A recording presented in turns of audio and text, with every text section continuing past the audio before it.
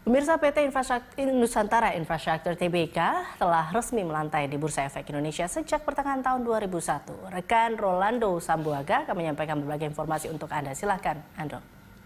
Baik, terima kasih Elisa dan pemirsa. Saham PT Nusantara Infrastructure Tbk telah menjadi salah satu pilihan pelaku pasar sejak 19 tahun lalu. Kita simak datanya. Ya, PT Nusantara Infrastructure Tbk dengan kode saham META ini melantai di Bursa Efek Indonesia itu pada 18 Juli 2001 dengan papan utama dengan bidang usaha utama itu jasa perdagangan, sektor trade, services and investment, subsektor wholesale to durable and non-durable goods. Dan kita saksikan siapa saja pemegang saham PT Nusantara Infrastructure Tbk, yaitu yang pertama sebesar 73,8% dikuasai oleh PT Metro Pacific Tollways Indonesia atau sebanyak 13,07 miliar saham. Lalu selanjutnya 10% oleh PT Indonesia Infrastructure Finance atau sebanyak 1,77 miliar saham, dan selanjutnya masyarakat 2,48 miliar dan saham treasury 385,45 juta. Dan kita saksikan seperti apa pergerakan harga saham META di sepanjang 1 tahun terakhir. Kita saksikan di 11 Maret 2019 yaitu seharga Rp200 per saham. Lalu pada Agustus turun menjadi Rp178.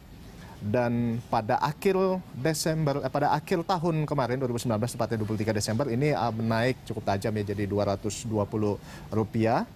Dan kita saksikan per kemarin itu berada di angka Rp150 per saham pada 10 Maret 2020 kemarin. Ya, baik, demikian yang bisa saya sampaikan. Kembali ke Anda, Elisa Hasan. Baik, terima kasih Rolando atas data-datanya. Saya kembali lagi ke Pak Ramdhani Basri, Presiden Direktur Nusantara Infrastructure. Kita tadi melihat terkait dengan pergerakan saham dari META sendiri. Ini kemarin sempat terjun ya, dari akhir tahun 2019 ke awal tahun lumayan Pak terjunnya. Tapi kita lihat kali ini mencoba untuk bangkit dan berada di 150 kali ini. Nah, Anda melihat pergerakan saham dari META sendiri seperti apa Pak?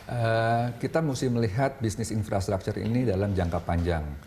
Agak berbeda dengan komoditi, ya. Namun saya yakinkan bahwa perusahaan ini dengan proyek-proyek yang akan didapati akan berubah bentuk, ya kan? Sehingga aset kita akan menjadi 2-3 kali lipat lebih besar dari saat ini. Nah, memang sulitnya adalah pemain-pemain retail, ya. Pemain-pemain retail itu biasanya mereka memegang hanya dalam waktu singkat, ya kan? Sehingga kalau kita lihat tadi susunan pemegang sahamnya banyak dikuasai oleh institusi, ya. Salah satunya adalah IIF, Infrastructure Fund. Artinya apa? Artinya mereka lah yang punya holding power cukup kuat untuk menahan, karena memang kita harus melihat view-nya dalam 3-5 tahun ke depan. Oke. Itulah kalau infrastruktur seperti itu ya. Baik, tidak bisa jangka pendek, harusnya jangka panjang. Ya. Tapi kalau secara fundamental sendiri Pak, ini perusahaan Nusantara Infrastructure sendiri seperti apa? Saat ini dengan kondisi dan situasi seperti ini, kita bisa katakan relatif cukup baik. Salah satu bisnis atau industri yang mungkin tanda kutip saya katakan ya, sejak 2014 hingga saat ini tidak terlalu berdampak dengan resesi-resesi yang ada, ya. Karena kebutuhan masyarakat terhadap jalan tol, terhadap air, energi dan sebagainya itu tidak banyak berpengaruh. Berarti tidak terlalu terdampak dengan ya tadi terkait dengan PPKM global, kemudian ada juga yang sekarang lagi ramai adalah COVID-19, ini tidak terlalu berdampak sebenarnya. Tidak terlalu berdampak. Ya? Oke, berarti secara fundamental oke ya Pak ya? Kami meyakini bahwa ini salah satu industri yang cukup strong. Oke. Capex tahun ini berapa sih Pak?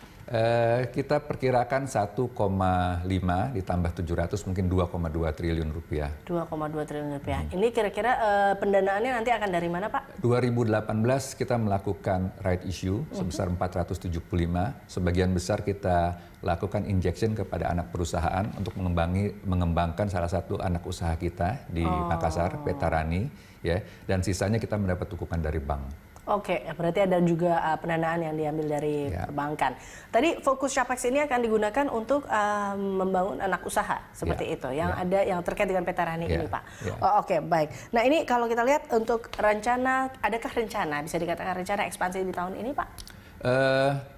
Kalau saya merunut ke belakang sedikit ya, tahun 2018 itu kita melakukan beberapa kali corporate action. Yang pertama right issue sebesar 475 miliar. Kemudian kita melakukan akuisisi ya biomass di Pontianak, kita menguasai 80%. Kemudian kita mengakuisisi saham Jasa Marga di JLB ya. Kemudian kita mempersiapkan ya proyek Lau Gunung untuk mini hydro. Kemudian kita mempersiapkan proyek Petarani di Makassar. 2019 konstruksi untuk Petarani dan Lau Gunung. 2020 mudah-mudahan Petarani selesai dan Lau Gunung selesai. Nah, tahun 2021 kita sudah mendapatkan lagi izin pemrakarsa untuk Cikunir Ulu Jami sepanjang 26 km elevated dengan nilai total investasi 21 triliun rupiah. Dan kita ada lagi melakukan beberapa penjajakan kepada proyek-proyek tol khususnya di Jawa. Oke, Pak, ini kan kalau kita lihat prospek bisnisnya cukup baik ya. Adakah memang grup-grup atau adakah grup lain yang membantu Nusantara Infrastructure ini? Atau grup bisnis yang membantu?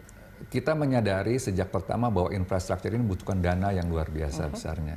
Karena itu sejak tahun 2010 kita sudah mengundang investor-investor sebagai partner kita untuk sama-sama mengembangkan usaha ini.